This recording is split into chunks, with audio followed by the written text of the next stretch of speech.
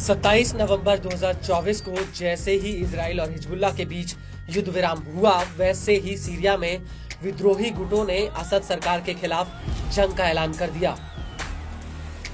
पिछले एक दशक से शांत बैठे इन विद्रोही समूहों के लिए असद सरकार को उखाड़ फेंकने का ये सबसे बड़ा मौका था, क्योंकि सीरिया में ईरान के समर्थन वाले मिलिशिया ग्रुप भी कमजोर हो गए हैं, क्योंकि इजराइल के साथ युद्ध में लेबनान के भीतर और सीरिया में हिजबुल्लाह काफी कमजोर पड़ चुका है।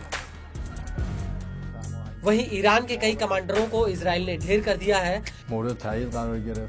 दूसरी तरफ रूस का सारा ध्यान यूक्रेन की तरफ है और यही वजह है कि मौका देखते हुए हयात तहरीर अल शाम यानी HTS ने अलेप्पो, हमा और इदलिब पर धावा बोल दिया। लेकिन अब सीरिया की लड़ाई एक ऐसी जंग की तरफ बढ़ रही है जहां पर खुद इस्लामिक गुटों में फूट पड़ चुकी है, क्योंकि तफरीकी संगठन HTS के समर्थन में है और इन दोनों को तुर्की पर्दे के पीछे से सपोर्ट कर रहा है। लेकिन ऐसा लगता है कि सीरिया की लड़ाई का दायरा और ज्यादा बढ़ सकता है। वो इसलिए क्योंकि सीरिया के सशस्त्र विपक्षी नेता अबू मोहम्मद अल गोलानी ने इराक के PM मोहम्मद शिया अल सुदानी से गुजारिश की है कि वो इराक में ईरान समर्थित पॉपुलर मोबिलाइजेशन फोर्स यानी PMF को सीरिया में हस्तक्षेप न करने दें। अल गोलानी ने बाकायदा एक वीडियो मैसेज भी जारी किया है जिसमें उन्होंने ये बात कही है। हम इराकी राजनेताओं और मोहम्मद शिया अल सुदानी से आग्रह और आशा करते हैं कि वो सीरिया में जो कुछ हो रहा है उसमें इराकी हशद अल शाबी के हस्तक्षेप को रोकने के लिए अपना कर्तव्य निभाएं।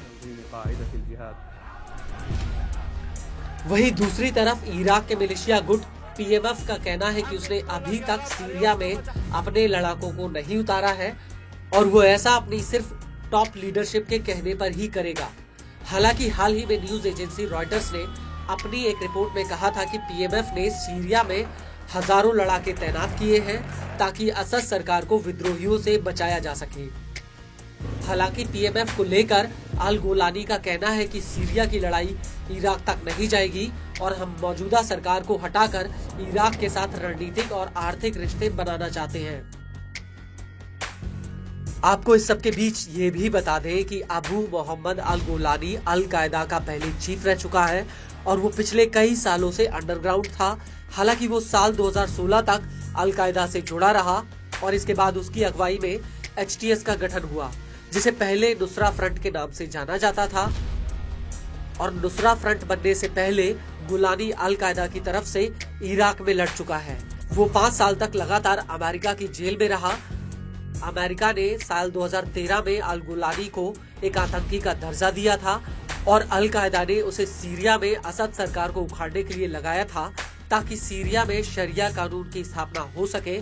और इसके बाद से ही नुसरा फ्रंट ने सीरिया में कई आत्मघाती हमले किए हैं जिसमें कई लोगों की जान तक चली गई। आपको बता दें कि सीरिया में HTS को तुर्की और सीरिया के विपक्ष का समर्थन हासिल है।